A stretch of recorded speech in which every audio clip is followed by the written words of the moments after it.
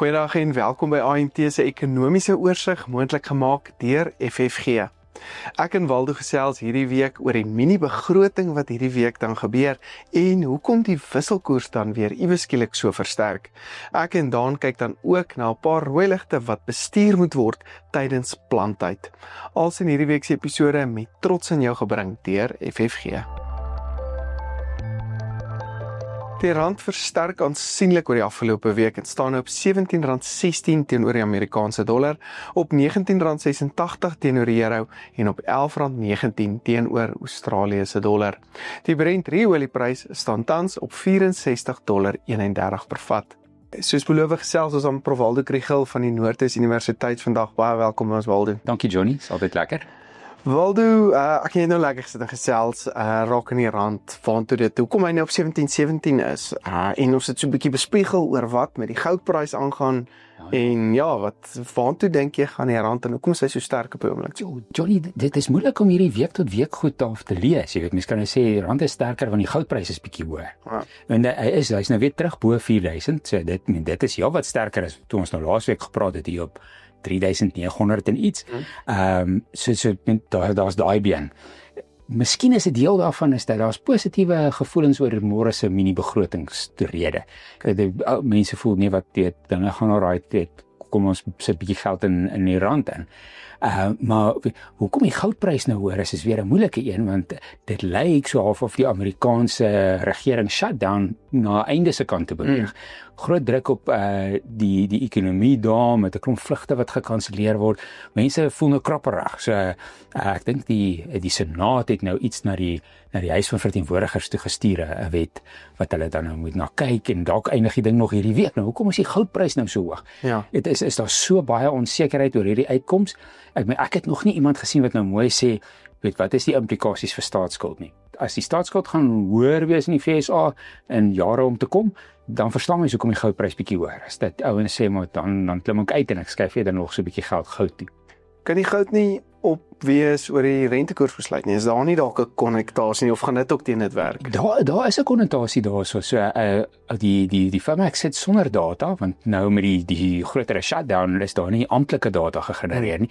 Privaat sektor data sê die arbeidsmark lyk 'n bietjie swakker. So dis 'n duidelike, miskien moet ons rentekoerse nog 'n keer sny. Wow. En inflasie daar is nie waar hulle dit wil hê nie. Dit is nie buite beheer nie, maar dit is ver bo hulle mikpunt. So as jy dink dat inflasie in die VSA gaan 'n bietjie gelos word, hy gaan dalk nog 'n bietjie hoër gaan of behoor is die teiken wees, dan weer eens maak goud weer 'n bietjie sin. Ja. So dis al die verweefde kragte wat ons aan die werk sien op die oomblik. Jy sien, dit is baie interessant. Ek self verbaas dat hy so baie versterk het. Die mini-begroting wat ons nou gaan sien, ons vandag nou Dinsdag wat ek hier opneem, Woensdag kom hy nou uit. So ons kan nou lekker bespiegel wat nou daar aangaan. Jy het gepraat van ons bietjie positiewe nuus wat moontlik die rand laat versterk op die oomblik. Wat kan ons verwag van die begroting? Die ramings oor die regering se besteding en belasting is nou al 'n bietjie verouderd. Daar's nou nie, ek dink eers later hierdie maand is daar op opdatering, so ons werk nou nog op die ou ramings, maar omdat die begroting so laat goedgekeur is hulle nog ver onder die bestedingsteikens. So besteding is laer as wat hy voorbegroot het op hierdie stadium van die wedstryd, maar daar's nou nog 'n hele stuk van die finansiële jaar oor. Sy belastinginkomste is ook meer. So SARS het mos daar in die begroting 1, 2, 3 was een van die groot goedes. Hulle soek ekstra geld want hulle wil meer effektief invorder en hulle wil belê in tegnologie ensovoorts. Hulle het meer effektief ingevorder. Ek het dit gevoel, ja. So, dit het gewerk. So hy het 'n bietjie ekstra inkomste uit effektiewe invordering uit, en hy verwag ook 'n bietjie ekstra inkomste uit die mynmaatskappye wat nou goed gedoen het met die hoë goudprys en die hoë platinumprys. So tussen daai het 'n bietjie meer speelruimte. Hoe hy dit gaan gebruik is nou die ding wat ek dink ekonome, graderingsagentskappe, almal wat nou al professioneel belangstel in die begroting, hoe na kyk is. Die gewone man op straat, daar gaan nie nuus wees nie. Hy gaan eintlik baie min goed sê, maar hoe hy dit gebruik is die sleutel daar. Hoe dink jy gaan hy dit gaan? Dis moeilik, nee. Wat dink jy professionele mense? Wat is jou gevoel? So daar's 'n klomp goed waar ekstra geld nodig is. Wat hy kan nou sê padongelukke fonds, hier's vir julle ietsie, want ons weet julle sukkel en is in die moeilikheid. Maar dit, Eskom sê, hulle kry daarom hulle 'n stuk van die bailout, dis daarom lankal voor begroot, maar daar is sulke plekke wat hy, so sê, maar weet jy, gesondheidsorg het nooit al die geld gekry wat hulle sou gekry het as president Trump nou nie so met USAID gewerk het. So hier's vir gesondheidsorg nou 'n bietjie gaan. So hy kan dit doen, maar ek dink en dit is nou regtig om jou ekstra geldjie wat jy toevallig aan die bank ontdek het of in 'n ou broeksak, ja, om dit nou net uit te gee. Ja. So hy kan so dit gaan nie groot groot en ek dink vir vertroue dit sal beter wees as hy iets strategies doen. Maar wat is dit nou? Want as hy nou sê ons gaan nou toewys vir infrastruktuur. Ons weet infrastruktuurbesteding vat lank, daai tenderprosesse ensovoort. So ek dink nie die privaat sektor gaan wakker word Woensdag of Donderdagoggend en sê nou het ons vertroue is terug nie. Want dit vat tyd. Maar dit sou 'n goeie sein wees om te sê maar ons gaan hierdie ekstra geldjies in infrastruktuur insit. Die heel beste is om te sê ons gaan minder leen. Ja. As hy sy leningsbehoefte regtig kan verminder, dan dink ek is hy voor. Hy het ook so 'n bietjie ekstra geld in die goud en buitelandse valuta reserve, die bekende een, want die goudprys was so hoog. So al die goud wat ons hou se waarde is nou meer. Maar hy moet dit ook maar eerder daar los, dink ek. Die moeilike goed is hy het net vir hierdie jaar begroot vir die R370 toelaag. Hy moet sê wat gaan hy volgende jaar met dit doen. Gaan hy weer 'n keer net 'n jaar daarvoor begroot? Is daar 'n proses aan die gang om dit te hersien? Daar's 'n gerugte, miskien wil hulle dit koppel aan of die persoon werk soek of nie. Daai tipe goed, daar ek wil amper sê op baie hoër beleidsvlak. Dis waar die begroting interessant gaan wees. Nie soseer op die harde syfers. Ja. Wat mens nou, ek dink 77,4 is die staatsskuld tot BBP verhouding en hy moet hom daar laat draai. Jaar kan nie hoor nie. Ja. Hoeveel betaal ons nou 'n dag? Iemand het eendag nou gesê, hoeveel betaal ons nou 'n dag aan rente? Jo, in my kop uit weet ek nie, Johnny, maar ek dink ons leen meer as 1 miljard per dag. Ja. In die kapitaalmark.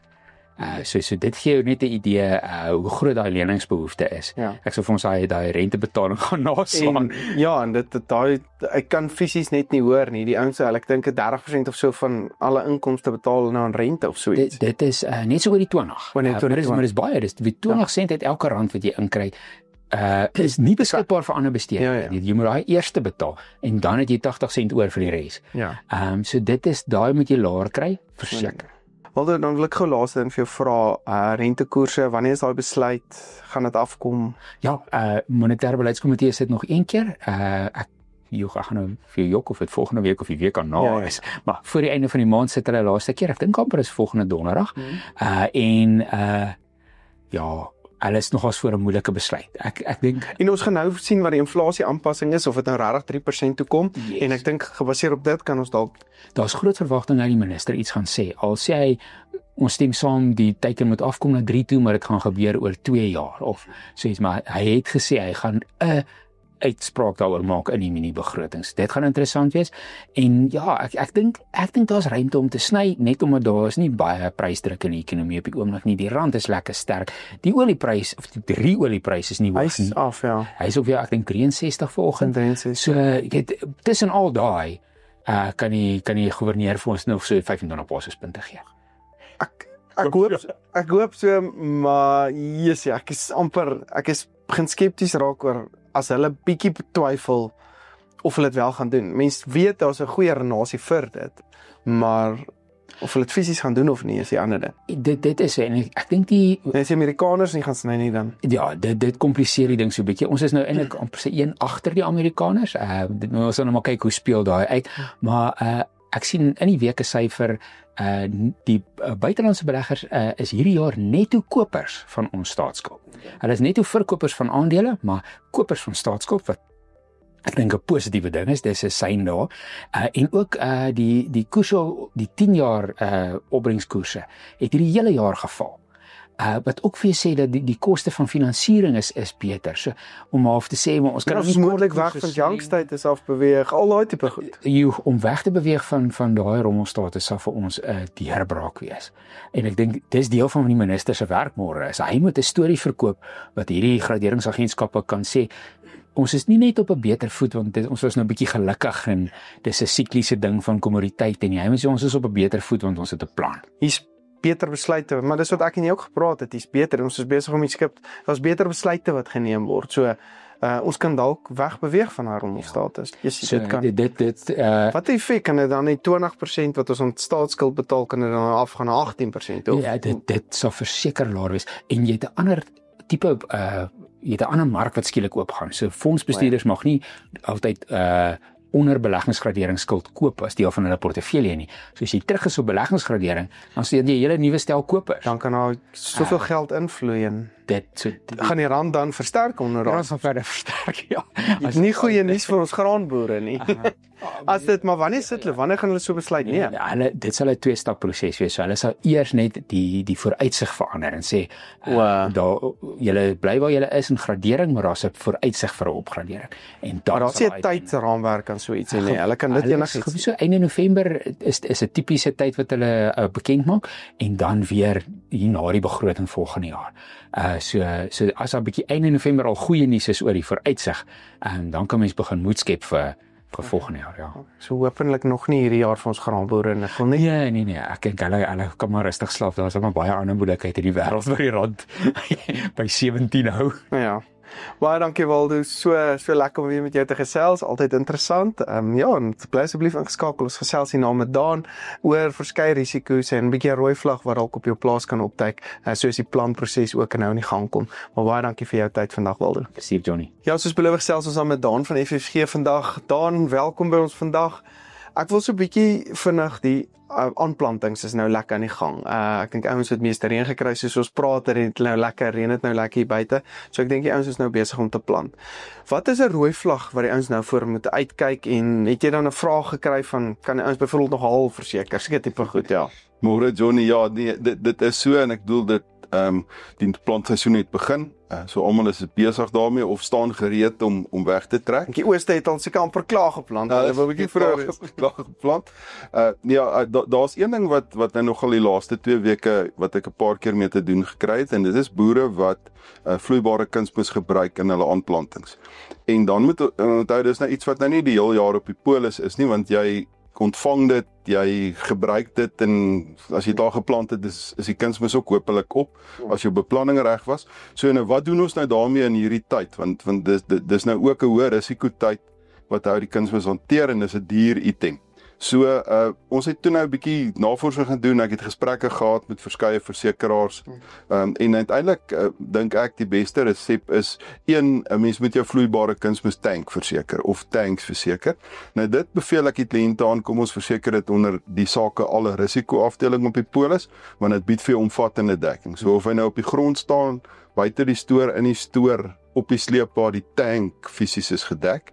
Dan is die volgende uitdaging om die inhoud van die tank, wat nou natuurlik baie duurder as die tank is, op die regte manier te verseker.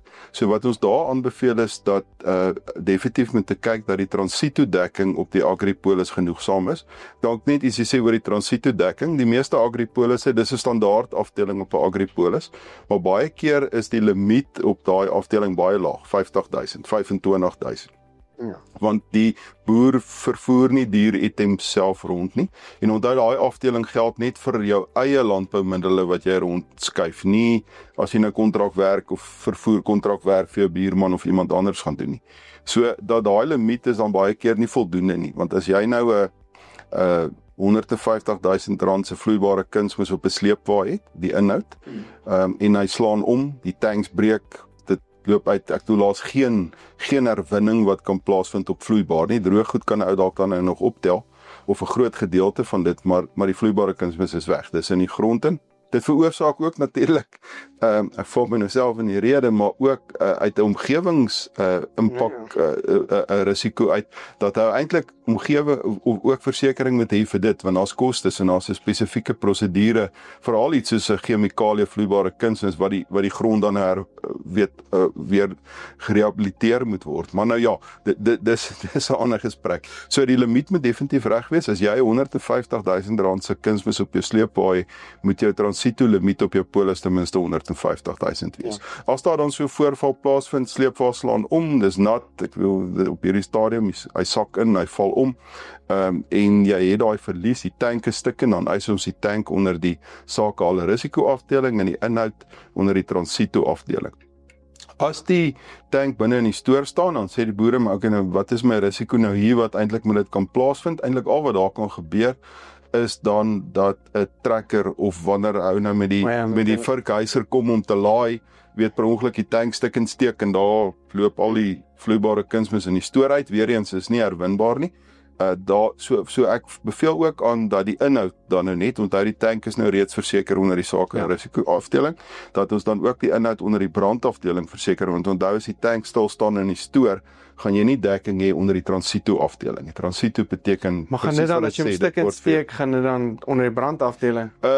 Onder die brandafdeling, dis een van daai interessante goed, ons noem dit mos nou brandafdeling, ons het al daaroor gepraat in die verlede ook, maar dit sluit nou in storm en stormskade en haalskade en enige sulke tipe goed wat kan gebeur, weerligskade, maar dit sluit ook impakdekking in. So as 'n voertuig wat dan nou natuurlik 'n vurkheiser en 'n trekker gaan insluit, 'n botsing het met iets wat onder die brandafdeling verseker is, gaan jy dekking hê vir dit. Maar nie weet andersins nie. So hy staan stil, iets bots per ongeluk met hom en jy het 'n verlies. So dit sal dan nou daar gedek wees. Maar ja, kyk net na die limite, maak seker is reg verseker. En ek weet daar's altyd 'n redenasie, maar ons kan nie teen die versekeraar selekteer nie.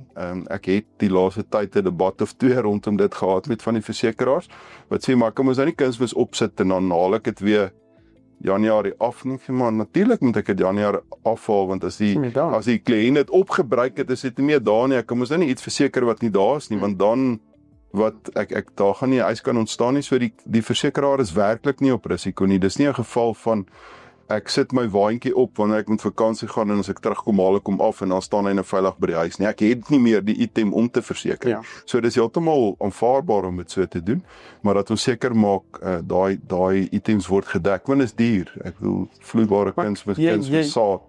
En ek is so bly ek voel vir my jy fight vir ons boere daar by die versekeraars. Dis 'n goeie werk wat jy vir ons doen.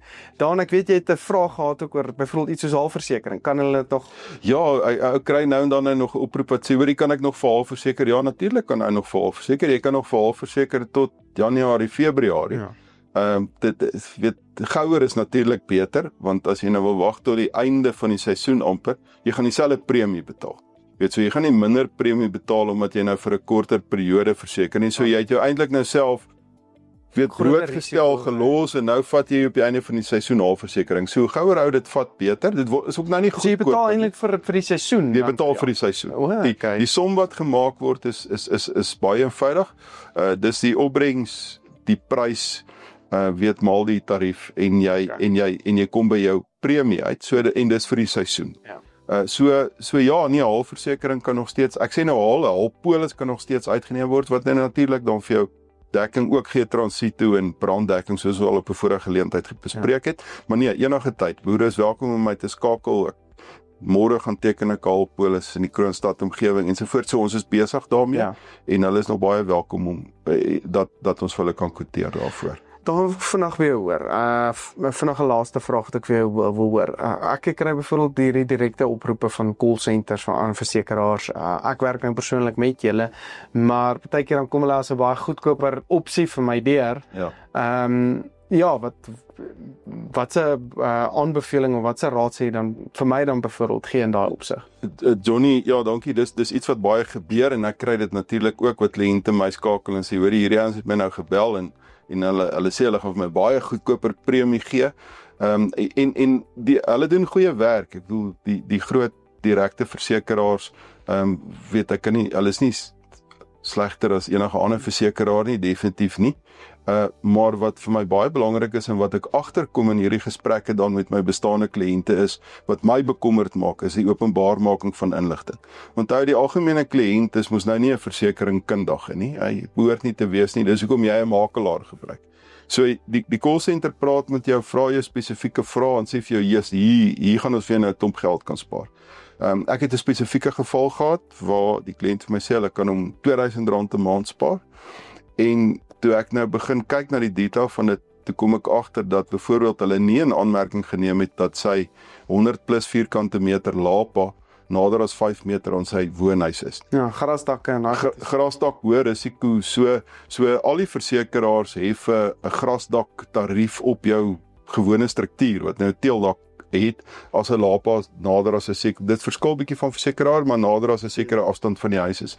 So, hy gaan minder betaal, maar my bekommernis is, die dag as dit by Eskom en die assessor kom daarna, gaan hy sê, niemand het vir ons gesê, jy het 'n lapa wat so naby aan jou huis staan nie. So al die inligting was nie reg geopenbaar nie, die polis was nie van die begin af reg onderskryf nie, so jy loop die risiko dat jou eis geweier kan word.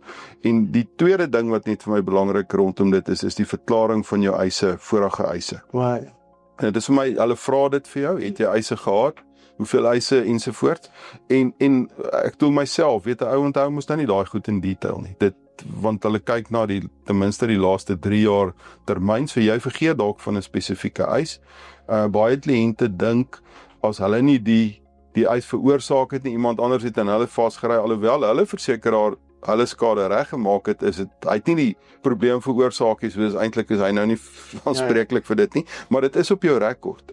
En as daai inligting nie korrek geopenbaar word nie, kan dit daartoe lei dat weer eens op die grond van nie openbaarmaking 'n toekomstige eis van jou geweier kan word. So ek dink nie daar's enige doelbewuste aksie vanaf die versekeraar wat jou direk skakel of van die kliënt in terme van die openbaarmaking van inligting nie. Maar dit stel net almal onder onnodige risiko. Ek dink is meer 'n geval van onkundigheid aan die kliënt se kant en die direkte bemarker vra die vrae, hy kry die antwoorde, maar dit tel nie op. Die kommunikasie is net dit tel nie op uiteindelik nie. So, en dis wat 'n makelaar soos julle byvoorbeeld uitstekend vir my doen, en dis kom ek dit natuurlik wil doen. Ek wil nie nog daai blootstelling aan my kant. Nee, ek dink is onnodig. So as 'n kliënt besluit om daai roete te gaan, maak net asseblief seker jy het al die inligting 100% reg openbaar, dat dit nie later teen jou tel nie, en natuurlik, ek is 'n makelaar, so ek gaan aanbeveel praat met 'n makelaar. Ja. Baie dankie Dan, baie dankie vir jou tyd vandag. Dit was uitstekende inligting en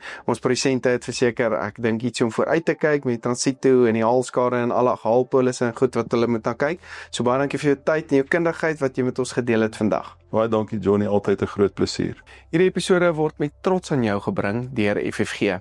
Besoek ook gerus AMT se webtuiste by amtrends.co.za vir ons nuutste pryse, video's en meer gedetailleerde verslae.